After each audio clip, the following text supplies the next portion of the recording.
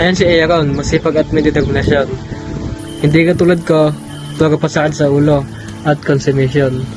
Dahil ang laging hawak ay cellphone. Magpupuyat ka na naman dyan, Lance. Cellphone ka ng cellphone. Ano pa alam mo, buhay ko to.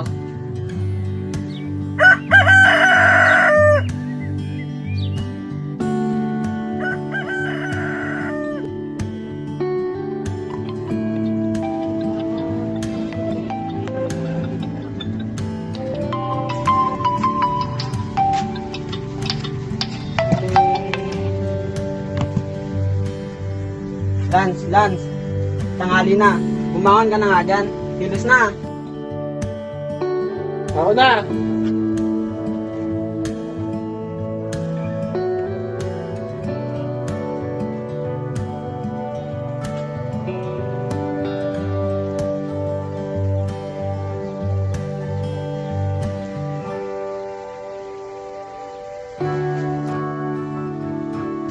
Alas na ako tayo. Hindi ka na nagmamano sa akin ah. Di na uso yun. Ating tulad ko ng disiplinado, tila ba ay nakawalan na kayong respeto.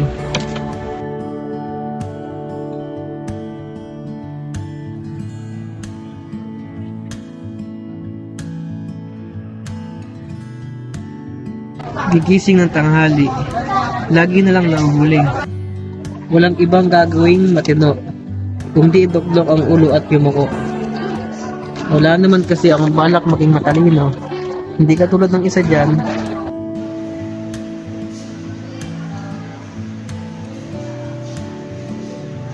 Wala akong pakialam sa iba o sa kanila.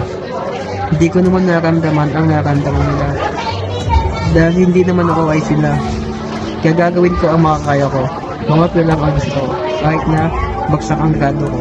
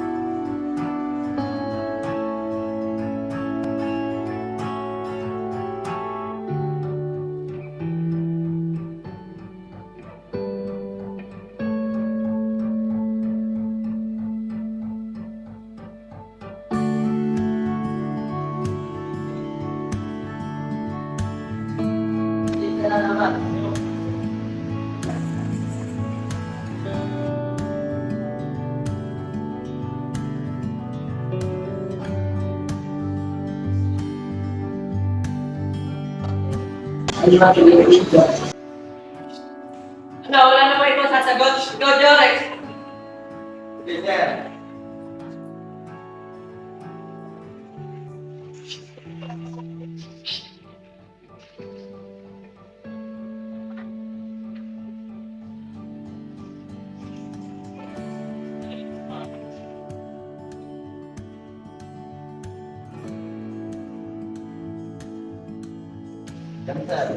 Mali ka! Ginaya mo lang example. Okay, dito sasagot dito sa example number 1. Lance, lagi na natutulog dito sa kanto. Ito ka sumagot dito.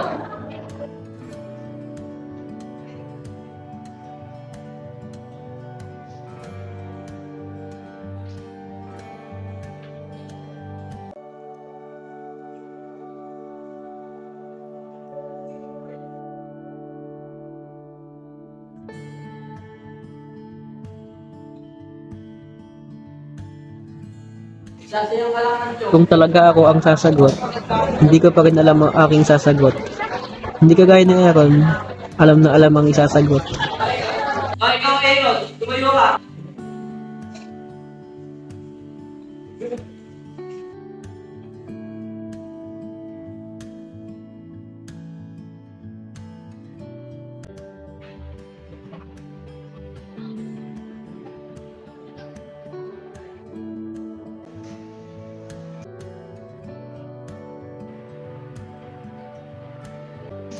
Oh, tama yung sagot ni Aaron.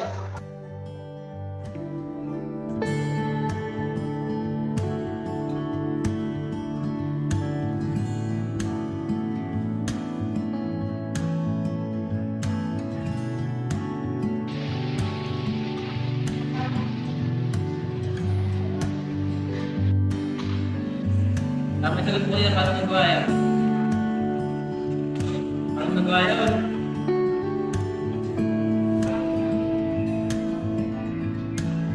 Enemies ahead. Enemies ahead.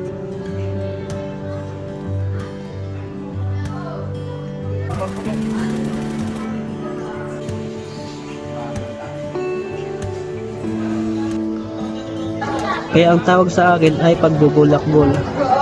Dahil walang ibang hawak kundi cellphone. Magdamag man o maghapon. Sa bahay man o sa paaralan.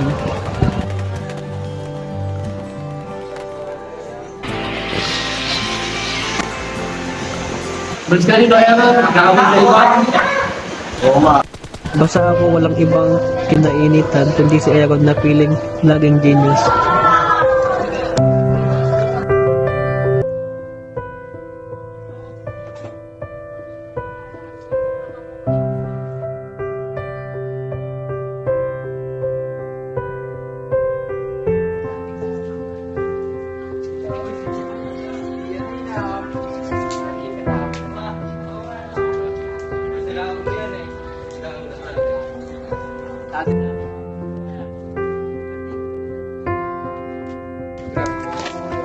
Mag-aaral.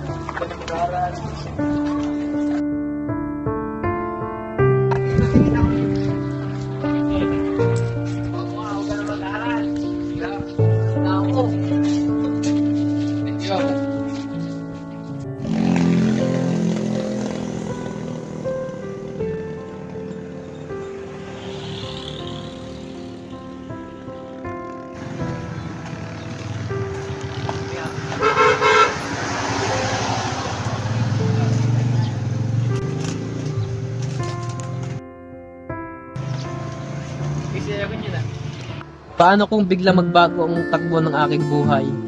Kung mapagtanto ko na si Aaron na iba rin ang takbo ng pamumuhay, napilit pa lang talagang inaasam ang tagumpay. Hey Aaron, halika nga dito.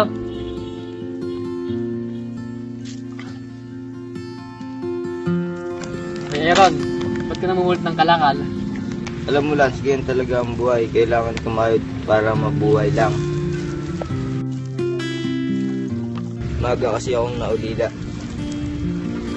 Maswerte ka pa nga Lance eh. Buti pa ikaw may nagpapaaral sa'yo. Malungkot pala sinapit ng buhay mo, Aaron. Kaya ikaw, pagbutihan mo yung pag-aaral mo ah.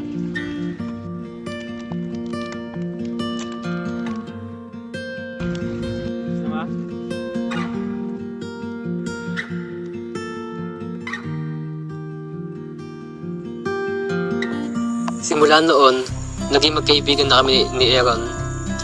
Itinuro niya sa akin ang dapat kong isaalang-alang. Kailangan ko na rin respeto at gumalang.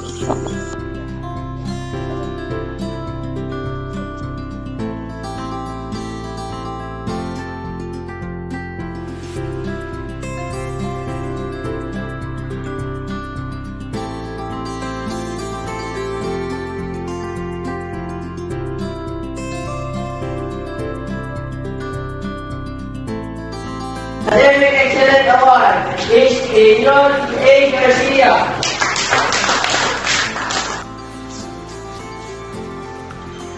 Last Academic Excellence Award, Dr. C. Bartolome.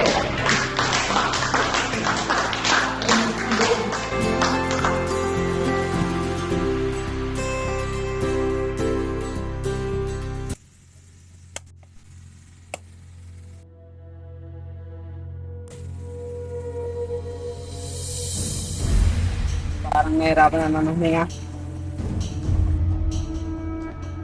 Tay, may ano ko, may certificate ako. Tay, may ano ko, may certificate ako. Tay! Asan kaya si Itay? Tay! Tay! Tay! Tay, may nagbibigit ako, Tay! Tay! Tay! Tila ba ako hindi makagulapay sa sitwasyon ng aking sinalayan?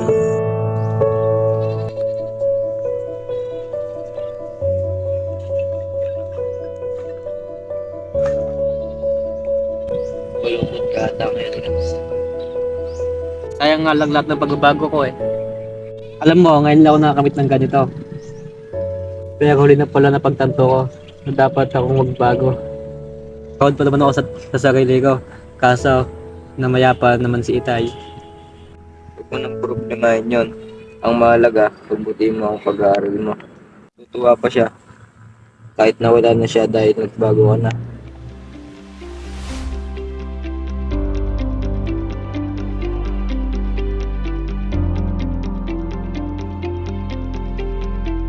Sa tulong ng aking bagong kaibigan na nagpapatatag, nagkaroon ulit ng sigla at bagong buhay. Kaya ang aral na matutuhan sa aking buhay ay gawin ng maaga pang tamang gawi. Nang sa huli, hindi na iyon mababawi at hindi ka magsisisi. Kaya sabi nila, act now before it's too late. Ano pang hinihintay nyo? Kilos na!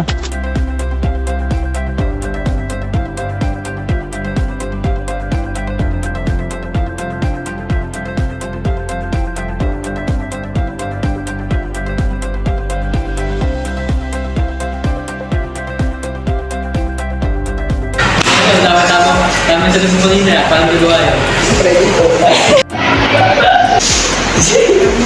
Go. Hindi ka sa kanila, Bill. Ah, go. Kaya kayo papulihan sa akin.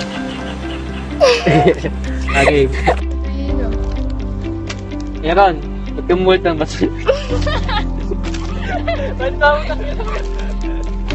Tayo na ayusin mo kasi. Ang kakalakas-lakas eh. Okay. Serious mo. Binabaga. Nagrarap. Nagrarap. Matay. Kumayod para magbuhay. Hindi, na, mauwi na.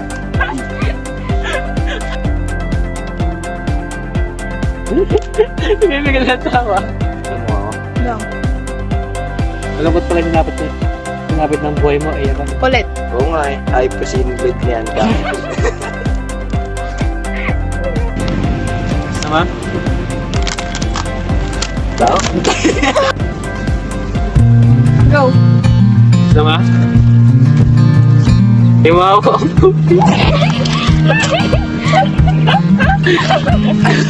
Go. Tay! Tay! Buti kasi namatay ka na! Hinahanap ko. Kawawa si ano.